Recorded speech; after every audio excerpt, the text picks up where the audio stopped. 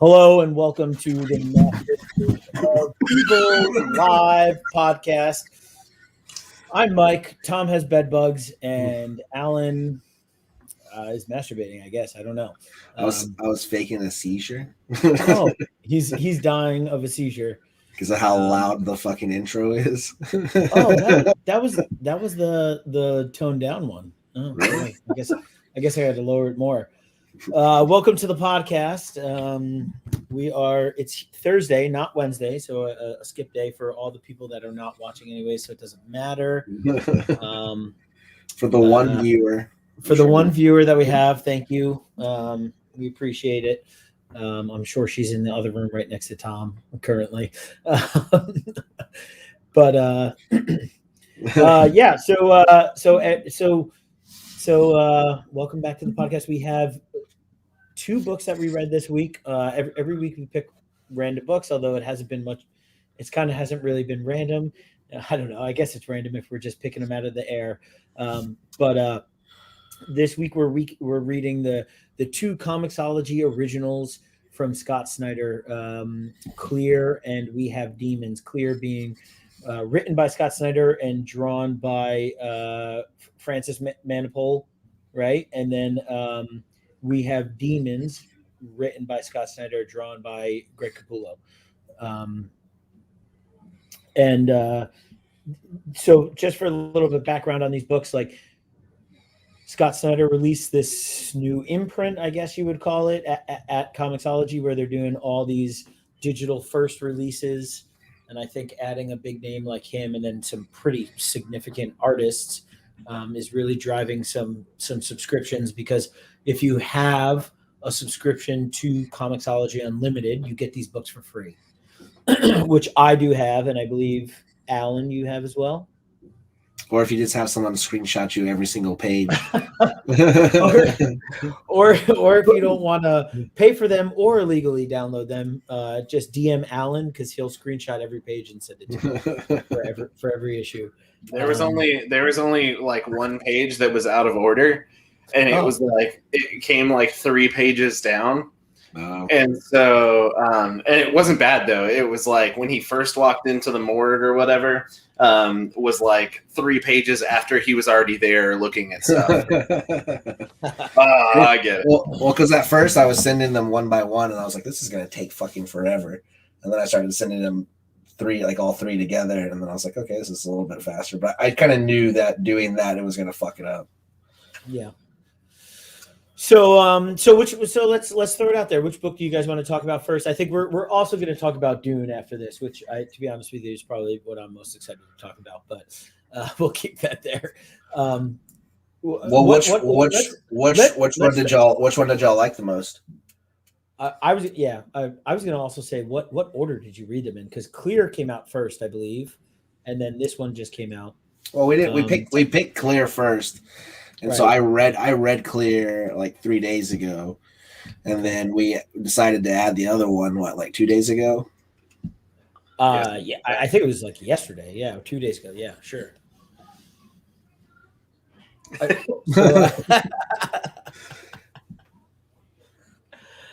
Hello, child. Hello, child. How are you? You want to say hi? No. She does the thing from Into the Spider-Verse where he puts his hand on her shoulder and goes, "Hey." Will you do it? No, you're not gonna do it. Do it. Hey. No. Okay. Yes. Okay. Hey. So I read We Have Demons first. How about you, Tom? And then why don't you go ahead and tell us which one you like? Which one did you like better, Tom? They kind of fell right in the same like kind of realm for me, because they're pretty different subject matter wise. But in all honesty, I think that I'm more excited to pick up another issue of Clear than I am We Have Demons. I think I agree with that. I feel like We Are Demons kind of reminded me a lot of what is it, the Bitter Root? Yeah, with the whole demon, not so much the racial thing, but with the Go play with your cats. Yeah, But just overall theme of it. yeah, with the people I turning can see into that. the demons and then like hunters and shit. I We're put a gonna kitty lot of cat vodka Max in that later. drink. Oh, that's all I know. Oh, God. We'll do it later. So, all right. So let's talk about Clear first, then, because it's a 2-1 vote there. And Do you have what it's about? so it doesn't have it, and I didn't dig much deeper. So it just says a sci-fi mystery thrill ride in a strange dystopian future where a neurological internet connection is transforming reality. From Batman writer Scott Snyder and Detective Comics artist Francis Manifold unite to take readers on this hard-boiled sci-fi journey, which is pretty straightforward, and I absolutely agree with that. I think this was hardcore sci-fi, but I feel like this was like a noir detective novel at the same time, right? Like 100%. So, yeah. So this was like that hard-boiled detective novel, right? They said hard-boiled sci-fi. I agree with both of it. It reminded me of Blade Runner. It reminded me of like every just private eye detective novel thing that you've ever read. A lot of Ed Brubaker kind of stuff, but more wordy and less Sean Phillips art. But someone died, and then they left behind a clue, and you got to figure it out. Like I think there was like a lot of sci-fi to it at the beginning, and like you kind of got this like gritty detective guy. But then at the end, like he walks in and the woman's standing there and she's like got his back. She's in his office with her back to him and turns around and says, "Tell me about my husband."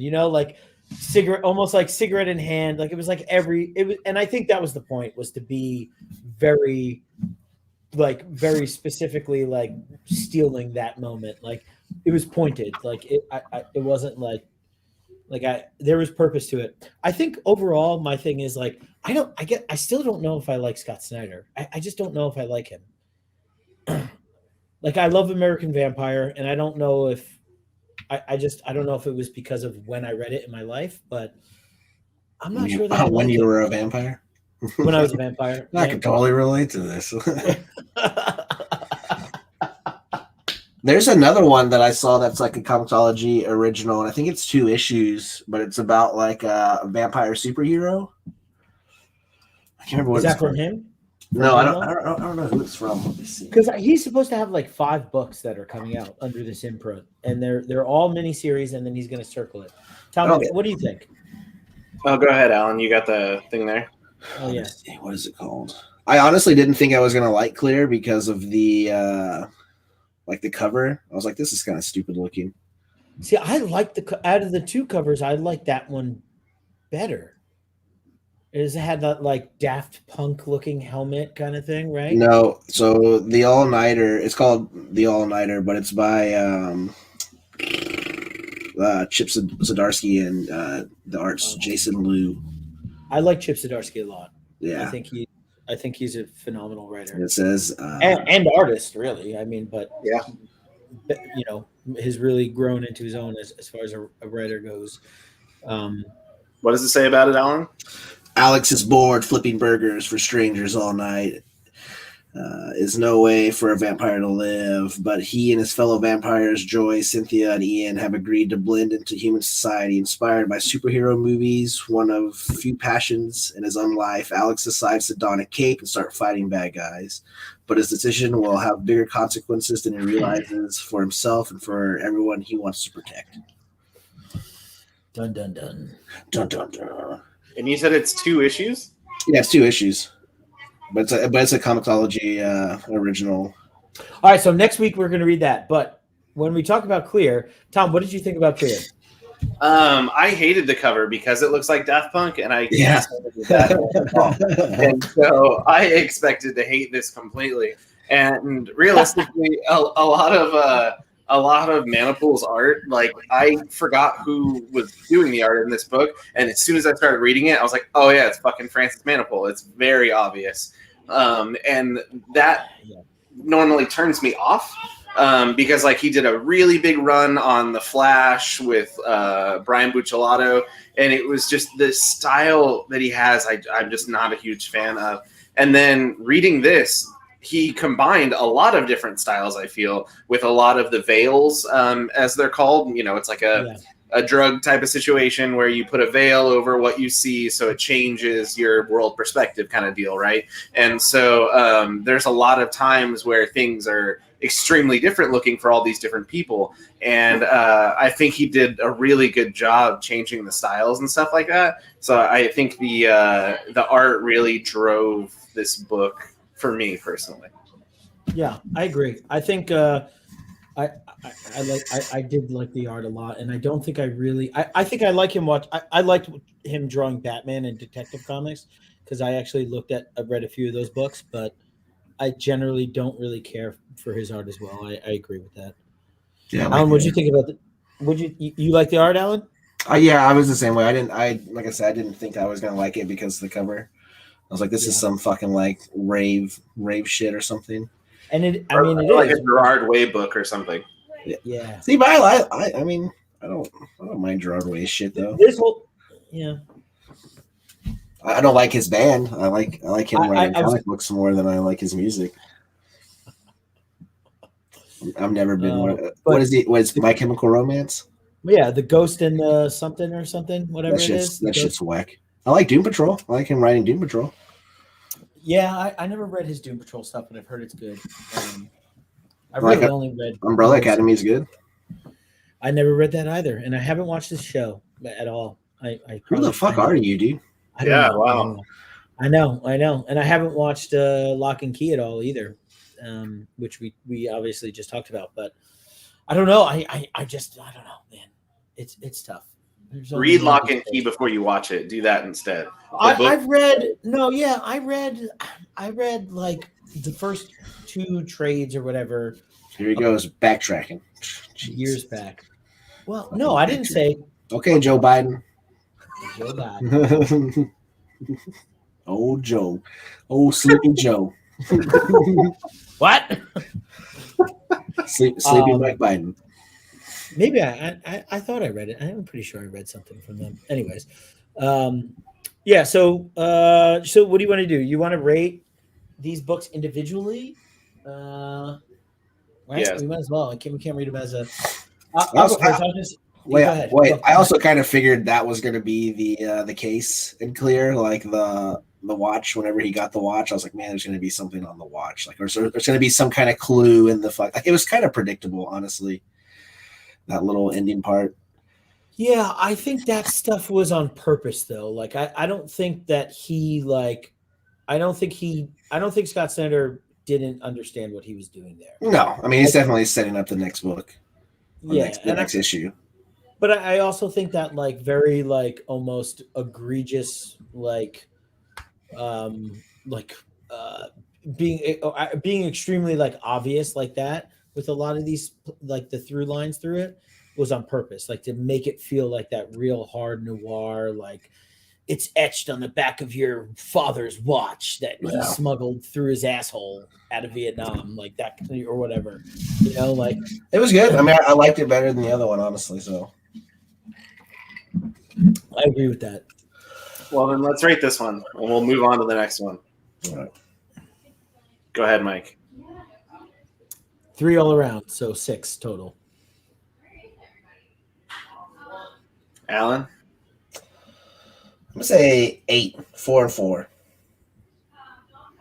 Right. I did like it. It makes me want to read the next one. So, yeah, I would probably give it like a 3.5 because, like you said, it was kind of predictable. We've kind of seen the take drugs to make your world better kind of plot before. But again, how often are you going to be able to write new stuff? I get it.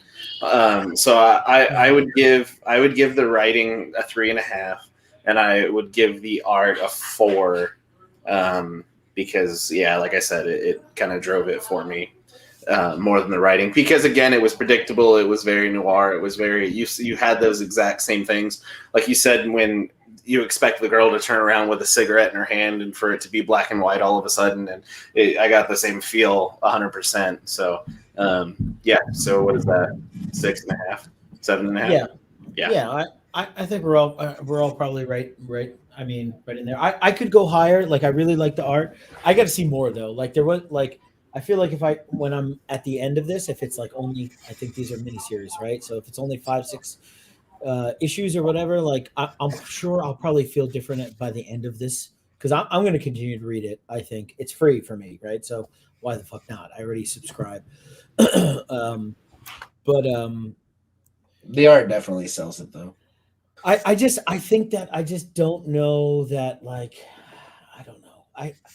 I feel I just have this hatred for Snyder for some reason. And it's not even like, and I read everything he's done. Like, I read most of his Batman run. Like, and maybe that's probably why I hate him, I think. I've probably read more Scott Snyder Batman than I have Batman overall. Because everything leading up to that was so great. The Wake, fucking all of American Vampire and all that shit was all really good. I think what really ruined it for me when he did Justice League, and I couldn't get through 10 issues of it, and I was just like, oh, it's all world building. That's what I think. I think, he's so big with everything, and I can appreciate that, but like, and even like, it's not the words. Like, I can read Rick Remender. He does the same, like that. So this is the first time I've ever seen that like side panel of like the black, and this is the next book that we're talking about, right? But I've only seen Rick Remender really do that. I can't really think of another person that's done the kind of the prose on the side, like the narration. Yeah, the narration, and then all the panels on the other side of whichever side of the page it is. And I don't mind reading that, right? Like, I read that, and then I read the panels, and I'm okay with that. I don't like, I find myself being like, oh God, you're doing the same thing again. That's what I feel like. You're just changing names and fucking places, and you're saying the same thing again. And I feel like he's doing that over and over and over and over again. And he tells this big story, and then tells character stories, and then big stories. And I can't keep up with it all. It's too much. Rick Remender is just funny and witty and quick, and he uses small words. He doesn't use SAT words. It's more comprehensible for me. I don't know. What did you guys think about this book? What are we talking about?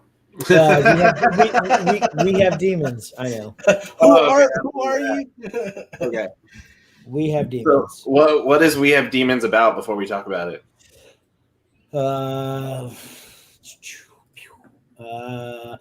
The conflict between good and evil is about to come to a head when a teenage hero embarks on a journey that unveils a secret society, monsters, and mayhem. The first creator-owned collaboration from superstar team writer Scott Snyder and artist Greg Capullo. Superstar. After blockbuster work, superstar, and after blockbuster work on titles like DC's Batman, this best-selling team brings their talents to Comixology Originals. So it's about a bunch of fucking demons and a woman, a young girl who comes into this family demon killing business. Which, how many times have we read that story? I don't know. She kind of reminds me of like Attila Battle Angel, because she has a fake arm that ends up having a sword in it and stuff. Yeah, it reminded. What is it when the monster is? I was waiting for her to whenever she had like the long thing that you saw, like the part where she has like an arm or she doesn't have an arm, something like that. When she's supposed to have an arm, I was like, watch, they're gonna fuck up and she's gonna have like a full arm in one panel, and then the next panel she's gonna have a nub or something.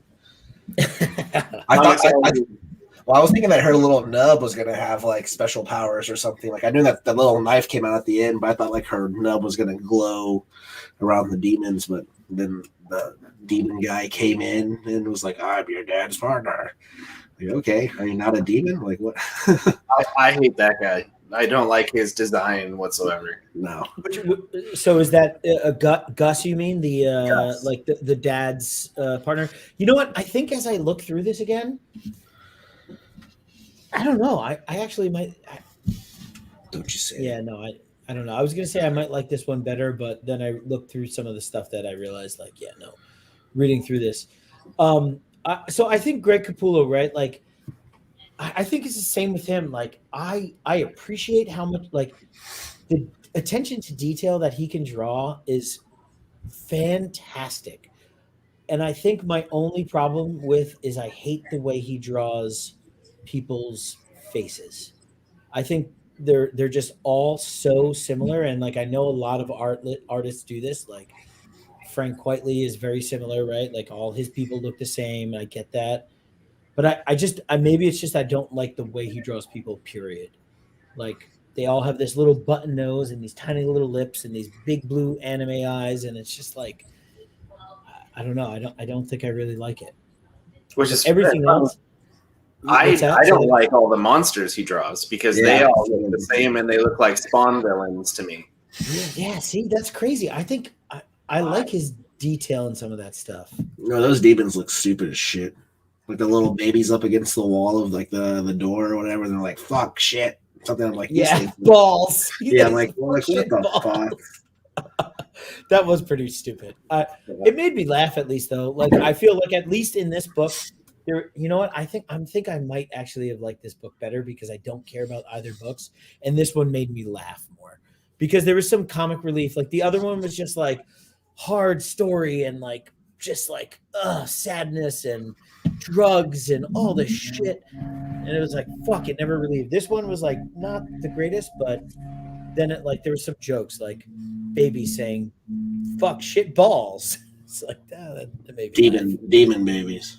Here's Yeah, the demon. I don't really like the demons. Yeah. I didn't mind it. There was like one part where it was like I can't remember if it's this. It might be this one where it's like half of a girl's face or something. No, but we'll go to that. So I also don't like the fact that there was like crow tears. She had like crow Oh tears. yeah, right there. Yeah. So I saw that and I was like, no, don't ever try and like do anything that reminds me of the crow because you're just gonna ruin the crow for me, and I don't want anyone to do that. I don't know. That kind of gave me a boner. I was like, I mean, yeah. I'm not going to say if like I'm not going to say that she doesn't look very attractive. And is her dad Ronald Reagan?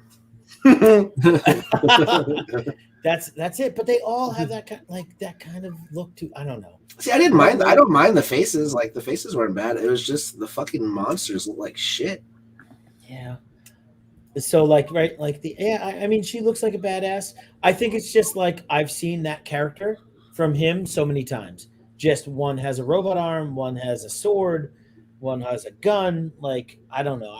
I feel like, but like when I look at stuff like this, like I enjoy like some of the work he does like this. It's a little bit this stuff reminds me of like 50s EC comics.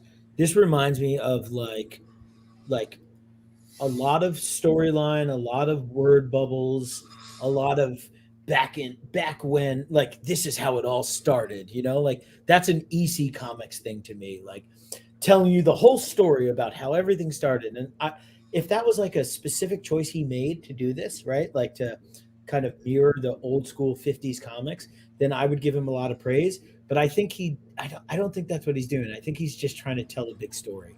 So A lot of those old books are very wordy and they're very descriptive and things like that. Yeah, and they tell you like it started back hundreds of years ago, and like they tell you this whole like a lot of those books used to have the first 3 pages, like right, the first like actual 3 printed pages, so a page and a half physically would be the same like backstory about the book, and then everything preceding was the anthology, right, that they were telling, right? But it would be like strange stories, and it would tell you what strange stories is about on the first page and a half, and then it would switch to the story. that's a very antiquated way to tell a story, and I don't know that he's doing that. But if he is, I'll give him props for that. But I think he's just being pretty fucking obtuse, and I don't know. I can't read all this. I don't care about any of it. So the question is, what would you rate it, and will you ever pick up issue 2? I'll read issue 2, and I will if there's big kind of I don't know how much I'll read through it. I'll probably skim through a lot of it. And so see, okay. Yeah, go ahead. Before you finish, I'm sorry to interrupt, but if it's 5 issues long and you're already gonna pick up issue 2 and look through it, wouldn't you at that point just go, why don't I finish it? Yeah. It's free, and I'll read through it. I guess it all depends. Like, the other thing is, I read both these books rushed today, so like I think that adds a little bit of nuance to the situation. Like, I had to like get through them, and I was kind of like, just got home from work. Like you, Tom, you were literally reading it up till we started recording. So I think that adds to it. Like, in a world where I could sit down and read these 5 or 6 issues in a when I had the time to do it is a different thing. But I think what I will do is I'll scan through these, and then at the end of it, if I feel like it's something that I liked enough, I'll go back and read the whole thing straight through. That's something I do, right? Like, okay, that makes sense to me. If you can flip through something and be like, yeah, that looks kind of neat, I'll spend the time and sit down and read a trade's worth instead, Yeah. And I think also, like you, I also listen, like, look at like what people are talking about, and if people are like, Clear from Scott Snyder is one of the best books, like potential Eisner Award winner, then I'm like, all right, I'll read those 6 issues to see what it's about. Like, and I might get through it, I might not. I guess, like, I feel like there's elements of both books that I really like, and when I said I liked one book more than the other, wasn't really true. I think I don't really like either book better than the other. And I'm you know what? I'm going to go with a 6 for this book too. I'm going to go with a 3 and a 3 because I think there's enough of the art I really like, and enough of the story that I really like, and enough that I just don't care about. That I'll keep it at that solid stick for both these books. That's where I'm going with it. You got a 4 what? Is that 4 total? 2 and 2? Wow. That's like the worst. That's worse than Monstrous. No, then we gotta go back and change Monsters because Monsters was 2 all the way around. 1 and 1. 1, 2, man. Okay. I mean, it wasn't bad. I just didn't. I don't know. I just didn't care, honestly. Like, I was just like, when I started reading, I was like, "Fuck, this is." I just want this to be over. Like, I have to read it. I know. I got that feeling. That's the same thing. That's what I was talking about. I felt the same way about that. Like, I was just like, I don't want to do this. And I was turned off immediately. But then I pushed through it, and I did, like, I was like, oh, there's a lot of this that's good. I have to admit that. Yeah. But it was wordy, and it was wordy right off the bat. The first 3 pages had those massive paragraphs on the left side, and it was real hard for me not to just kind of skip that. I was just going to literally sit down and read the panels only and be like, I could get the story from that, right? And then, pretty much. I feel like you could. But then you get past that and it becomes a regular book again. And you're like, all right, this is fine. And then when it gets to the description of where it all started and this and that, and it gets real fucking wordy again. And that's, as you said, it's fine. There's a lot of story to be told. There's a lot of backstory that is nice to know. We talk a lot about how we don't get connected to characters, and this may be why, because most people don't write this much. We won't have this much backstory or be able to care about a character as much because we don't hear as much about them. So it's kind of hard to be, on both sides of the, I don't want to read so much and you didn't tell me enough. You're right. You're absolutely I get it, but at the same time, it was like it felt more like a chore to actually read all of it than I wanted to do. I just like you, I will pick up and like flip through the next one and kind of get the gist of it and see where I go from there. But I'm not excited about picking up another one if I can say it that way. So I would I would leave it at, what did I say, a 3.5 and a 4. Sorry. Go Packers! Yeah, my roommate's very excited about the Packers game in the other room. I would say a 3 for writing and a 3 for art. The art was good. Capullo's a very talented guy, and Glapion, I think is how you say his last name, is a fantastic inker to be able to pull off all those little lines and stuff like that. Both of them, you can tell, are very 90s esque. They played in the 90s sandbox for a really long time, and I wouldn't quite say got out of it completely. The inker himself does a lot of things on his own and directly sells them. He doesn't do full comics or anything, but his art style by himself is very different. But he gets paired with Capullo a lot. And so it's real interesting to see him do stuff on his own. It's real neat. Are you going to talk about how terrible these superhero outfits are? Because that's what I'm. Is that Mr. Fantastic? Right. That's Reed Richards with an axe. What are you talking about? Reed Richards with an axe is pretty awesome. It's a sweet hoodie. I feel like this page came out of nowhere, and I was just like, oh, all of a sudden there's the only 9 left, and then you never talk about them again. There's these only 9, which I assume there will be in the future, but it was just very different than everything else, and I'm like, oh, there's Reed Richards with an axe. Yeah, that was pretty superhero-y right at that point in time.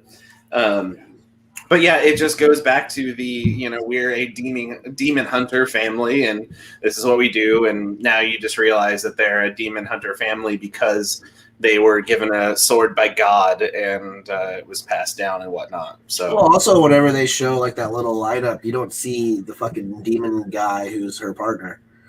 You see human-looking people, or then the huge fat person at the end. But everybody else just looks like a regular fucking person, and then all of a sudden there's the demon guy. Yeah, so there has to be definitely a backstory, or the fact that one of the special people is working with a demon to find all these other ones. You know what I mean? There's got to be that weird, and I'm sure there's going to be flashbacks of buddy cop nonsense. You know what I mean? Yeah, no, I do not like his. I get what you were going with the big mustache, and I don't know, his head looks fucking stupid, and he's a bad Hellboy rip or something. I'm just not into it. Yeah, I agree. Is he wearing moccasins? Yeah, and that stance that she's got going on looks so weird. It's superposed, she's got her one leg up, she's trying to take a good booty photo with the heel up, but she's supposed to be in fighting position, and I'm like, you just look that's not gonna work. That's funny. I like the whole it was funny about the whole there it is. Motherfucking gobbling pieces of anal. I want to know what she was gonna finish it with. Yeah. Or if anal was the last word on purpose. I like how they talk about pulling out your insides from your butthole and stuff. That was pretty good. Yeah, I mean this one was a little bit it was just not as serious, which I don't think this. I wouldn't say this was funny. I'm not going to say it was there was well-crafted humor throughout the book, but at least there was some relief. There was some comic relief that it just didn't take itself so fucking seriously. And I feel like everything he writes is so serious, and so I at least like that aspect of this. Yeah, it felt like a Hellboy book to me in that aspect. Yeah. It was dealing with these big demons and monsters and churches and this and that. And it was supposed to be a hard and whatnot, and then you get the random banter of bullshit that is supposed to be it's kind of funny, Dune. Tell me about Dune. What'd you guys think? Shit was boring. What? You thought it was boring? I was waiting. I was hoping. I wasn't sure if you could hear me when you walked away or not as well. I can hear you. But no, my okay. So this is my problem. I watched this at home. Wait. Let's preface with this. Wait, has everybody seen the original from the 80s?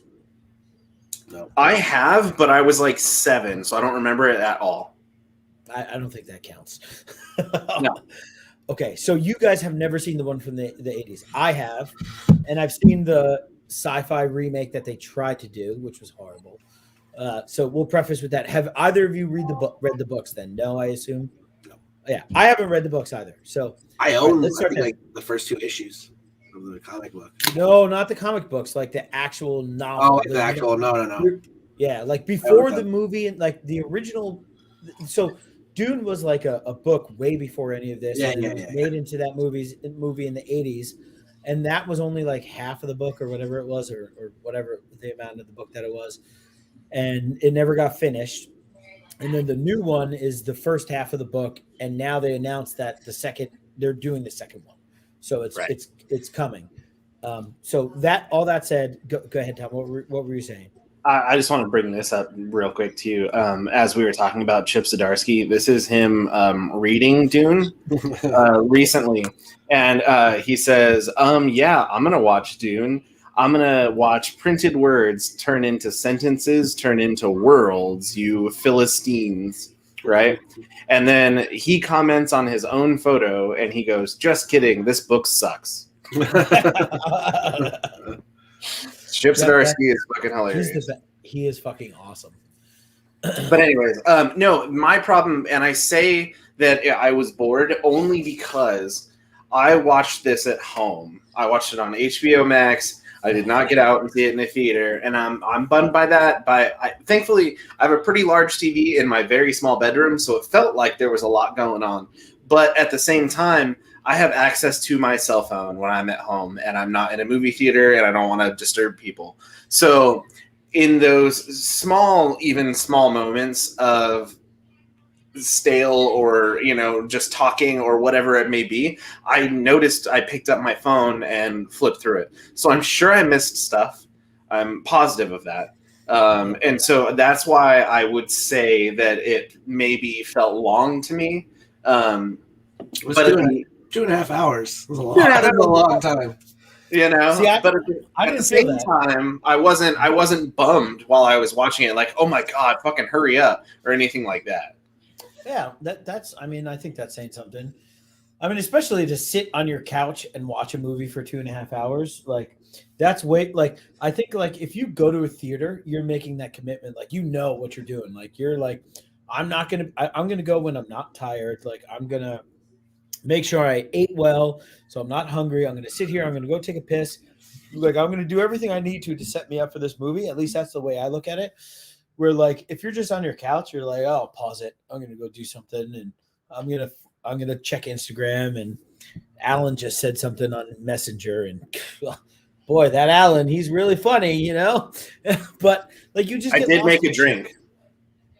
Yeah, and like. I don't know. Like, I don't say this a lot for a lot of movies, but like this movie needs to be watched in the theater. Like, I saw it, and I almost saw IMAX, but I didn't. But I saw it in the one with the extended Dolby sound, and like to hear them do like that speech that they did, dude. That shit was cool. Like I felt my body rumble, and I'm like, oh, I'm like that shit affected me like physically, and I thought it was pretty fucking fantastic. I love sci-fi movies, and what? Go ahead. What did you think? It affected you. You got a boner. Yeah. Speaking in the voice. I kind of did. I thought this was really good. I love the actors. All the actors in it were phenomenal. I can't with Brolin, bro. Every time I hear Brolin's voice, I think of Thanos. No matter what, I just think of Thanos now. I'm like, cool, Thanos is here. I get that, but like I can like that does I don't know that bothers me though. It bothers me. I wanted it to be purple. The other part that I wish I would have seen it in a theater was the sound, like you mentioned, with how much it affected you. You could feel it and things like that. There was so much random whispering right after a loud action scene that trying to watch this at home in a bedroom at 8 o'clock at night when other people are trying to wind down or go to bed or whatever, I was yelling at the Packers down. Yeah, I was going back and forth fucking frequently on that volume just because of it. Yeah, I think that's tough. I think these like movies are built to be like immersive, right? And so especially some of these big movies, like it's tough when you take yourself out of that atmosphere. And it's interesting, right? Like to think about. It's interesting to think like it terrifies me. Like, do you think people would start making movies because they know things are going to be streamed on HBO Max? So they're like, well, we gotta make this compatible with streaming. Like, I don't think we're there, but I'm just terrified that if we go down this route of like streaming, which I don't think it seems like we are, because everything is starting to come out like only in theaters. Like, when have you seen so many movies come out that it clearly states in almost bigger letters than the whatever the title? It's like only in theaters. You cannot watch this on HBO Max. Don't even try, motherfucker. It's crazy. So I think they're pushing back on that, which I hope is I hope that's real. Doesn't matter. They're going to invoke fucking martial law soon, and we're not going to be able to leave our houses, and unless we're part of the military or fucking medical doctors or something. Is that what's going on in Texas right now? They're martial law? No, it's going to happen everywhere, bro. Look at fucking New York. You can't go anywhere if you're not fucking vaccinated. There's a lot of things popping up more and more where you have to show proof of vaccination just in general to do anything. Yeah. Or they're fucking firing like that. I have this lady that tattooed a police officer in New York. Her and her husband or her fiance are, and she's like, they're pretty much telling you that like you have to get vaccinated or they're going to let you go from your job. And I'm like, yeah, all right. So like, let's be like, I mean, if we're going to talk about this for a second, like talking about the NYPD is a very specific thing. You're talking about like city employees that had a mandate. Fuck the police! They're sitting at the underground trying to fuck with a. Yep. Because I'm brown. Yeah. Because I'm brown. But I'm not brown. But I think that's a whole nother thing. And that is, I mean, my company mandated vaccines and we're losing staff. It's fucking difficult, it's not fun. Like anybody who thinks this is fun on the people who are doing it is a lunatic, because this is not fun to do this shit. Do I stand behind it and think it's the right thing to do? Yeah, I do. I mean, like, I think why though? I think people lose sight of like recent, like in even long-term history where like, I mean, like if you do certain jobs, like for my same, like if you do certain jobs, you have to get a hepatitis B vaccination. That's been forever. But if you're a plumber, you have to have a Hep B vaccination. But it doesn't stop you have to. It doesn't stop you from getting it. I mean, I'm vaccinated. You can't do that job.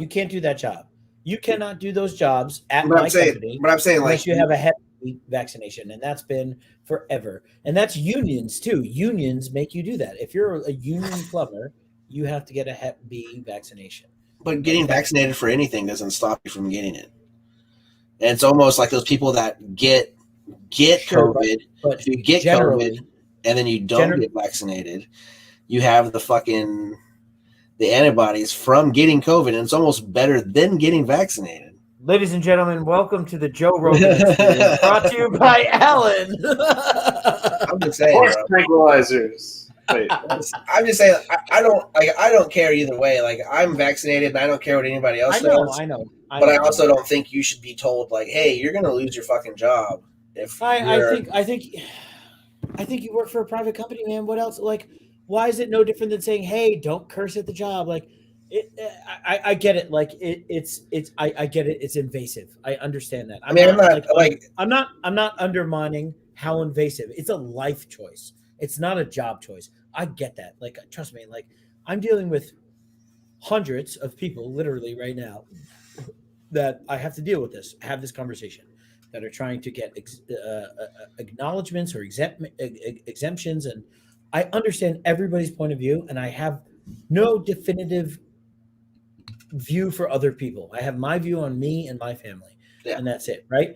But I'm going to say, like, this is no different than a lot of things that is mandated law, told that we have to do. We sign on a contract. Like, it's just another thing. And I think people conflate it to something much bigger than it is because of politics. And this is not a political decision. This is just a normal life decision. Make the fucking decision. Either way, that's your choice. You know, if you're a public servant and you don't want to get a vaccination that will most likely prevent you from spreading an illness, I don't know who you're fucking serving then, in my opinion. That's my opinion though. Who the fuck are you serving? We You're already not know gonna- the police don't serve anybody Yeah. but themselves. Crack ass. I can talk about this forever. I mean, And whatever one subscriber we did have, we lost them all. but even if you get the vaccine, it doesn't stop you from spreading it. Chances are much smaller though. Alex, So I right? mean, chances are much Much smaller that smaller. I'm not gonna, much smaller. you know, I'm How- gonna how walk many- outside and get hit by a car. Well, How much? Let me ask you this. Like, if you were, like, how much is I there? just like arguing. No, I'm just saying, like, I think there's probably like things we do in life that are like when I cook food, right? Like, how much is the chance that somebody's really going to get food poisoning or cross contamination? Is very low. It's like less than 1%. But we go through extreme measures because if one fucking person gets food poisoning, we're fucking done. And somebody's sick and they could potentially die and they could puke their brains out. They could lose work because of it, right? Like, there's a million aspects to it, but like, that doesn't stop us from going through extreme measures to clean the way we do and to cook food the way we do and make sure things are cooked to temperature and chicken isn't undercooked and fish isn't, you know, and like there's a certain shelf life on proteins. Like, all that work that we go through is because there's less than 1% that gets sick. Less than 1%. That it's not new. This is not new stuff to the human race. This shit is stuff we've been doing forever. And it's just politicized and hyperbolized by a lot of people, I think. Yeah, fuck. So you really like Dune, right? What? You really like So- Dune. So, all that said, Look, I really like- also the political side of Dune. hey, I- I think there's a lot of politics in Dune, man. When you look at this, like, it is Right, so, very clearly okay. making a statement. So the spice is just sand, right? No, I mean, I think the spice is real. Okay. I think that it's a typical analogy for stealing resources for ruining people's land in the name of taking a resource. Right. Oil being the number one thing, or you could say diamonds, right? In Africa is another, like, but you're changing literal geography of people's entire nations in order to gain this resource, right? And I think it's very clear, right? Where like the family of I almost said Atreyu, but it's not Atreyu, but the family, Atreides? whatever. Atreides? Yeah, is that? I think it might be Atreides. Yeah. The family, they moved from this pristine world that was filled lush with forest and lakes, and they had space travel, and you know, they had flying machines and swimming machines and all this shit, to a wasteland that is filled with the natives that are Bro, they were set up. people. They were set up by the emperor. But I'm just saying though, naked like, Skarsgård. it's a clear representation to colonization, slavery, the bastardization of land and people's lands with natural resource extraction and shit beyond that, right? Like, I think that was very clear. I don't care about any of that shit with this movie though. Like, I think this movie was beautiful. I think the score and the sound was fantastic. Like, A lot of and I throws think- from you. I think, like, I heard people say that like him using the voice was annoying. I thought it was brilliant. Like, when I first heard the voice, I was like, oh shit. And like, I really like believed it. Like, and if you've ever watched the older one, you might like watch this and see like, oh, that's why he likes it so much better, because this was such hot trash. Like, the old one was such garbage that when you watch the newer scenes, it's like, fuck, this is so good. Because it was what you wanted it to be originally, I think. And lastly, I'll say that like I think I said it before, but I think the actors in this were phenomenal. Like I really believed everything they did. I don't think there was a second throughout this movie that I was like, when is this over? I don't like Oscar Isaac, bro. Oh, I love him. I love him. I don't like Oscar Isaac. He just looks. Yeah. I mean, hey, like. Can we talk about Aquaman without a beard? He looks like a bitch. I thought the fucking blue haired chick, not the blue haired chick, just saying, the fucking blue eyed chick. What's her name? The girl from Spider-Man. I thought she looked like a young Jason Momoa in this movie. Yeah, they look related for sure. Yeah. I think the relationship, although like, I don't know, I think the relationship was like so exaggerated between the two of them. They were like hugging and like, oh, good to see you, brother, and like love, like, and he was like hyper, like I that was the only part like that the Paul, right, the kid, like he was super, not like cocky, but like confident about himself and his powers in every moment except for when Aquaman come around and then he's like, oh, Aquaman, I love you. Like, let me fly you. And it was just like very off character. And I was like, oh, this is goofy and like somewhat maybe kind of like there's some relationship going there that's maybe check with your parents type thing. But they're just like, friends, bro. Why are you insinuating this shit? You're saying a grown man can't be friends with a boy? Yeah, I'm just saying that maybe I have some issues that I got to deal with, but some Nambla shit right there. I mean, how old is Paul in the movie? He doesn't seem like he's a young boy. He's supposed to be like a teenager. I mean, at least in the original one, he's like, you know, like 17, 18 years old. Like, that kid's 9 years old. No, I don't think he's that young. In the original movie, he's like, it's so, dude, the original is so absurd, bro. Like, me thinking about you, like, you trying to go back and watch this, the old movie after seeing this is, you're gonna, like, you should do it because it's horrible. Like, it's so 80s horrible. Like, it's not even good 80s horrible. It's just there's a bunch of teen best friends and they all get detention.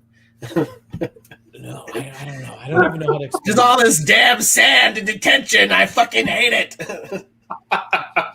Then the principal comes in and he's like, I'm gonna crush your family with this worm. Yeah.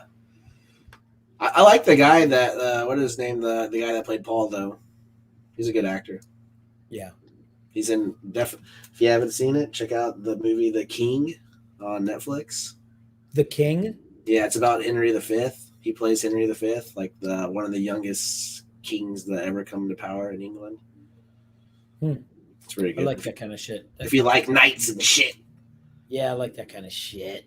Yeah, it's pretty good. The King. All right, I got to check that out. Should we rate the movie? Ooh. I feel like how? Just in general? Yeah, general. Just do we base it on story and cinematography? Oh yeah, we could do that. We could do like story and overall like visual audio, video audio, like visual audio thing. Okay. Yeah. You go first. Audio visual. The yellow, red, and white cord. We'll base it on that. Yeah, don't cut the AVI components. Yeah, we could do it that way. And so I mean, essentially, we're doing best out of 10, right? Or whatever, like best out of 10, but 5 and 5. Yeah, 5 and 5. Go ahead, go, Alan. You go first. I'd say 5 visually. I honestly didn't know it was going to be a 2-part thing at first until I saw it. It was like part 1. I was like, damn it! And it's like a fucking Harry Potter Deathly Hallows part 1 and 2, where they're going to fucking like 2 years from now they're going to drop the second one. But I don't know. I mean, I didn't think I liked it. I would say like 4. I'd say like solid 9 all around 4 and 5. I wasn't bored. I saw it in theaters like before, and then I watched it at home. I actually like watching movies at home more than I like watching movies in the theater because I don't like sitting next to people. So do you think you enjoyed the experience better at home, really, than you did at the theater? My TV's loud as shit. But like, let me tell you this. I turn it up loud as shit. if you were in the theater next to nobody, I saw this at 10:50 it was like a Wednesday or something, right? In the morning or at night? Yeah, at 10:50 in the morning. Yeah, in the morning. I had been home and whatever. It was a Thursday actually. I had been home and we were going to a wedding. I had nothing to do. The kids were with my mom. She was doing wedding stuff. So I was like, fuck it. I'm at a hotel. I'm going to go see a movie. And I went to see it. It's 10:50. I had just woken up and there's nobody in the theater. I had the whole fucking thing. I was sitting in one of those nice recliner things with fucking food. Pull his fucking ding dong out and pulled it out. Licorice around it. I'm gonna pull the Paul Rubin and just go hard on this movie. But no, I'm just saying, like, if you were like not next to a bunch of people, wasn't loud, and like you were by yourself in a theater, you really liked the at-home experience better than the in-theater experience. I like being able to lay down and watch a movie.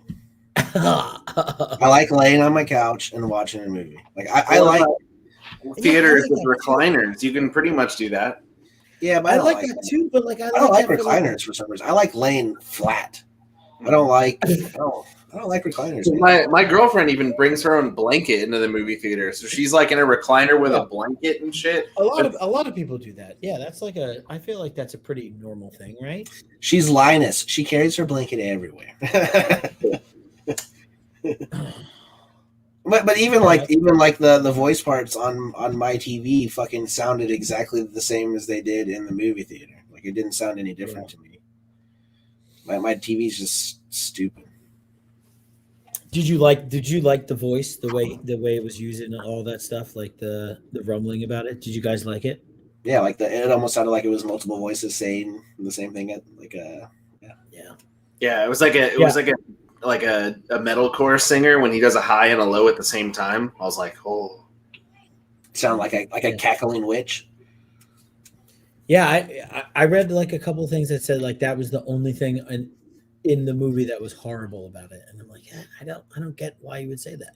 So that's part of it. Yeah, I thought it was pretty awesome. So your rating was a 9, Alan? Yeah, 9. I think I would give it a 3.5 and a 4 and a 4.5. 3.5 and a 4.5. So 3.5 on the story because it was okay. It was what it was. You know, I only paid attention to certain parts because it grasped me at those parts. But the cinematography and the scope of everything was extremely beautiful. So I give it a 4.5. So an 8. So an 8, yeah. So an 8. I'm gonna say that. I watched this in theaters. Absolutely fucking loved it. Watch it again. I watched the. In case you guys didn't know, Mike watched this movie in theaters. Then I came home and I watched the original again. I had to do that in 2 days because I could not watch all of it in one sitting because it's bad. And then again, I rewatched the new one, and I watched that in 2 sittings as well. So I'm gonna go like I'm at like a 9.5 with this. Like, only because I can't give anything a perfect rating because nothing's perfect, right? So what about Mr. Perfect, Kurt Hennig from WWF? He does the perfect plex. Show me how that goes. Oh, I never heard such a sigh from you. God, it's me, Mr. Perfect. It's me. I mean, I think like this is a 5 for like the visuals and the audio and everything about it was like spectacular. Like it was really good. And then I think the fact I like it so much better now. Like I didn't know this was going to be 2 parts either. I thought they were just going to redo like the same thing they did at the old movie. I didn't realize they were going to do the first part and then do the second part. And I almost, when it said part 1, I was like, oh, well, this movie's like 2 hours and 30 minutes long. Like there's probably going to be 2 parts, like, or maybe even 3 acts to the whole thing, like a play. Right. So, and then I realized at the end of it, I was like, oh, part 2 never came up. And that's when I realized, oh, there's going to be a part 2. And that made me like it so much more. So I think 4.5 and a 5 for that shit. I fucking loved it. I loved every second of it. This is probably one of my favorite sci-fi movies to come out in a long time.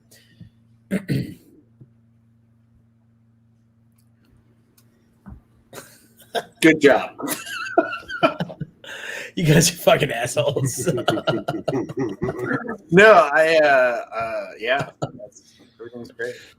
Also, I've poured some heavy-handed vodka drinks into my drinks, so Beautiful. How long are you still in a hotel room? Didn't you say 5 weeks? Another somewhere around somewhere around another 4 to 5 weeks. So we made we're just it's all contingent on our closing and our house in Vermont. That's what's taking the most time. So we can't close on the house out here until that shit goes through. But we just kind of incentivized the buyers out there to do some rush appraisals and stuff to push everything through. Yeah. So we're just waiting. But I'm here. I'm here in this hotel room, lovely Ann Arbor, Michigan, by myself for the next 5 weeks. If anyone's anywhere near that, just fucking let me know, because I'll come meet you and we'll have a slumber party. We'll have a pillow fight. We can have a pillow fight. I'm probably going to go to. There is a con next weekend or the weekend after in Grand Rapids, Michigan, that I'm going to go to. I Grand Rapids Comic Con. I think that's exactly what it's called. Yeah. Is the house out in Michigan, is that secured and you're just waiting for the other one to sell, or is that everything's contingent on the sale in the house in Vermont. The house in Vermont is 100%. That's going to happen, right? Like we're under contract. It's just that I live in such a remote place out there that getting people to come out and do appraisals, inspections, and a few other things is, so the average home right now closes in about 30 days. Vermont is double that. They're about 60 plus days, because it's like because houses are selling like crazy. The market is fucking insane, which was fantastic for me when we sold this house. Like, it was stupid almost, but it's so hard to do this stuff. Like, you have to pay like that. And the shitty part is, right, like, once you offer somebody money and say, hey, I'll pay extra for you to do this faster, they're like, oh yeah, we'll do it faster. And it's like, well, you fucking piece of shit. Why are you not just doing it faster? Like, fuck you. Like, you're going to take $1,000 from me? I got kids, motherfucker. Like, what the fuck is wrong with you? And it's like, yeah, you're going to give me $1,000 extra. I'll come out there earlier. And it's like, well, fuck you. Why are you not out here now? Like, right now. This is your job. What the shit? This is the part of the episode where Alan beats his child. No. She wears this little necklace all the time, and I guess she broke it. Oh, can you please explain to us how you broke your necklace? How'd you break your necklace? Dad's not mad. He just wants to know. You were fighting with the cats? Mm-hmm. She has these. I bought these 2 like pillows. They're like cats though, like these long pillow cats, and she pretends that she's fighting them all the time. Nice. I was hoping she was like physically fighting felines. No, she gave that up. After that's a good. I want to write that either as a song or a book. Just physically fighting felines. Yeah, it's got a little bit of a Grant Morrison book. Right. It's got a little bit of an alliteration going on it. Physically fighting felines. Physically fighting female. You gotta quit messing with it. You want me to fix it, bro? Why? Okay, well then we'll just leave it broke. No. Well then quit messing with it so I can fix it. Physically fighting phenomenal female felines. Well, it's getting long. How far can we go? I don't know. The problem is physically doesn't even start with F. Yeah, but it's phonetical in the sound, right? Like so, Yeah. phonetics don't matter about spelling. It's all about how you hear it, right? So Right. it's phonics, right? A little bit. So phonetically fist fighting fantastic female felines. If anything, I'll just put glue on it. Okay. Phonetically fist fucking fighting I fucked it up. Okay. And I just realized that he had a child in the room. Oh, she can't hear it.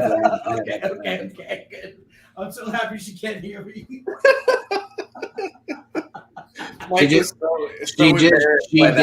She did just say fist fucking though. I love that you just said it out loud though. That just makes my day. She left the room. Yes, baby. Physically, Was the remote? fist fucking fighting phenomenal female felines. Physical fist fucking phenomenal female felines. You forgot fighting felines. So it's like you know how many? Okay, so I was at the swap meet the other day, and I found a bunch of. I knew that a bunch existed, but I hadn't seen all of them. All those Ninja Turtle like rip-off books, you know, like the radioactive, rodent. Yeah. Blah blah blah. Rats right. Yeah. There's so many of them. I found like 4 of them that I've never seen before, and they were like $2 a piece. So I bought them all, and they're all there's legit one with beavers. I think I'm pretty sure there's one with beavers that is hilarious. Yeah, that's awesome. That's hilarious. Yeah, it's like underage, teen, street. That's not a movie we're going to talk about. Fucking ferrets. underage street ferrets. Yeah, that sounds right. Yeah, something like that. One of them actually has one that I read the other day. Actually has Donatello in it, and that was interesting. So I'm kind of curious how that all played out because it's not put out by Mirage. It was a different publishing company and everything. So. Maybe back then they didn't care, or maybe they actually had like a work relationship or whatever. I don't know. I mean, I think like back then, like there was a lot of crossover, right? Like you'd have like you think about like something like Cerebus, right? Mm-hmm. Like Cerebus used to show up in everything. He was in fucking Ninja Turtles. He was in most Image books, right? Like Spawn, Savage Dragon. Like, I mean, I think back then there was a lot of that. Like, there wasn't like that like that absurd protection of their IP that there is now, right? It was more of like friends boosting other friends by putting their stuff in with each other, you know. Yeah, I think so. Yeah, I don't know. I mean, like I can't speak to like what they actually were thinking or feeling or doing, but I mean that's what it seems like because there was like Savage Dragon was in fucking most of the Image titles that existed, right? And like you'd get things that would cross publication, right? Like, I mean, fuck that. That was even a time that like Marvel and DC would cross publish with each other, right? So like, I mean, it's so hard, right, to say like what's like real or not, but I mean, fuck it. If they wrote it, it's as real as it gets. I mean, if there's a Street Ninja Rats show, comic that has Donatello in it, I mean, that's as real as it gets. It exists, or it's a fucking like a not a misprint, but whatever, like one of those. I don't know, like a underground comic like that. That's worth a punch, but right. So, do we have a book for next week? Because I don't think we do. No, I don't have anything for next week. We don't. Alan's talking. You're muted, Alan. Well, we're watching, or not we're watching. We're reading the all-nighter. Oh yeah, with 2 issues. 2 issues of what is it called? The All-Nighter. It's on Comixology. It's a Comixology original. You cut out. I didn't hear you. Say that again. Fuck you. It's a comicsology original written by Chip Zdarsky called The All-Nighter. The All-Nighter. All right. About a vampire superhero that gives blowjobs in the back alley of an Arby's. You don't get fucking Wi-Fi in Hogwarts or what? How about in Hogwarts? I was just there for one night when I was traveling through Cleveland. I thought you were in there the whole time. No. I'm in a much shittier fucking. He's in a Best Western on the side of the road. I'm in an extended stay America, which is. And I'm glad I haven't come out there yet because I thought you were in Hogwarts and I was missing out this whole time. Not anything. Yeah, no, it's not that glamorous. I mean, I spend the majority of my time at work anyways. So there's a community shower. It's not fucking fun. No, the only reason I'm in the extended stay is because I have like a kitchen here. Otherwise, I mean, I'm not paying for this, right? My work is paying for this, so I theoretically could stay wherever I want. But like here, I have a kitchen with a stove and a microwave and a refrigerator and a sink and the shit I need to do and a coffee maker. That's sweet. So, yeah, it's like I'm living in a studio apartment somewhere in a city that's really too expensive. That's what it feels like. Or also like a nice dorm. That's also what it feels like. Great. So I'm just going to wrap it up because I think we're done. Hey, are y'all gonna watch Eternals this weekend? I've heard some real bad reviews about Eternals. Someone in the house answered for you. Yeah, they did. That was good. It was great timing. I'm not really sure how loud it is for you guys, so I'm really glad you're reacting to it because it's not super loud, but you can hear it. But yeah, I've heard some really terrible reviews about Eternals, so I'm kind of curious. Somebody say, "Wait a minute." Wait a minute. There's no bad reviews about Eternals. No, apparently it's. But I mean, I've only seen just like people talking about how Rotten Tomatoes gave it worse than Thor: Dark World. Right, which is pretty rough. Yeah, but the reviews that I read were like it was too much. They're trying to introduce 10 characters into a 2-hour movie, which I can see being a problem. But it's an Amazing Spider-Man #2 where they try to do the Sinister Six, and that's what has me so scared of this new Spider-Man in December when they're bringing all these people in, and who knows, if it's going to be too much shit or not. But I don't think Spider-Man's going to be like that. I think Spider-Man is going to be a cohesive story that really finishes this because he's done. After this, Tom Holland's contract is done. They've already announced that like this is the end of his Spider-Man. Yeah, they did say that they shot this movie as his last Spider-Man movie. He's gonna sign that contract. I mean, he may, and if they do, which I don't think he will, to be honest with you, because I think with him like branching out to the game that he's Uncharted. doing the movie about Uncharted with like I think this is like the start for him to like really push out to be that next like Mark Wahlberg type fucking action hero thing. I mean, I don't know that it's gonna go that way, but I just that's the feeling I get. Also, they said like this is the end of it. This is the complete story. They wrap everything up and it ties. Like it does what it needs to do to weave back into the Marvel Cinematic Universe, and I think everybody was expecting Spider-Man to be the next Iron Man, but he's probably not going to be.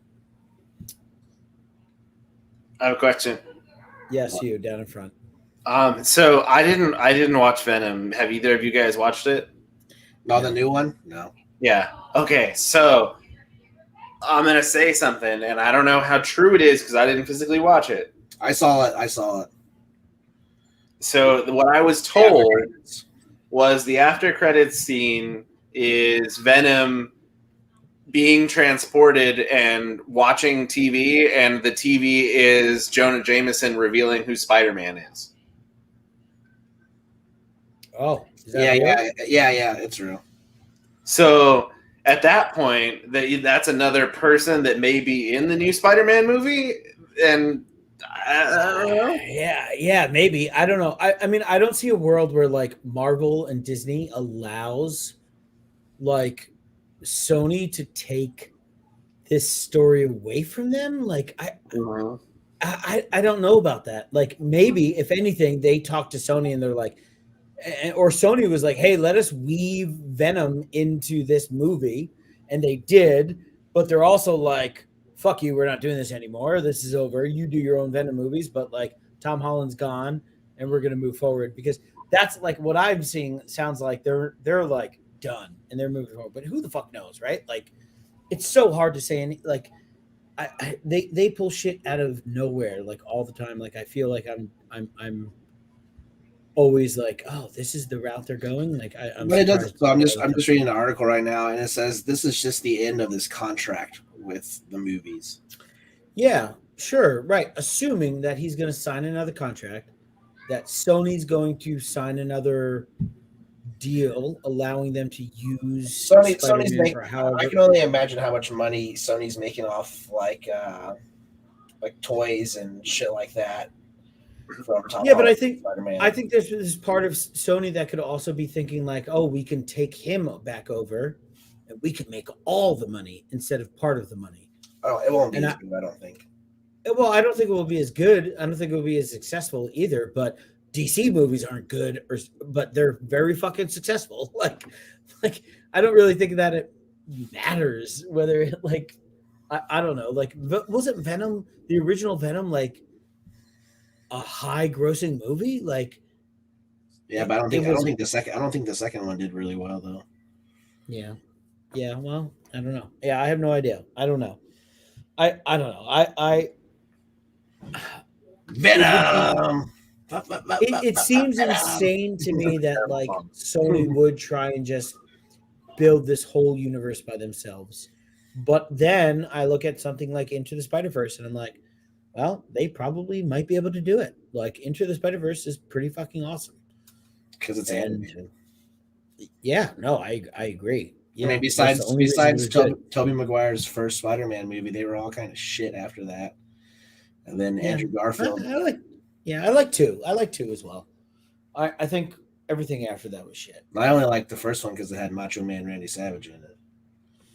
But they all had Bruce Campbell in them. So yeah. Bonesaw is ready. All right. Take us out, Tom.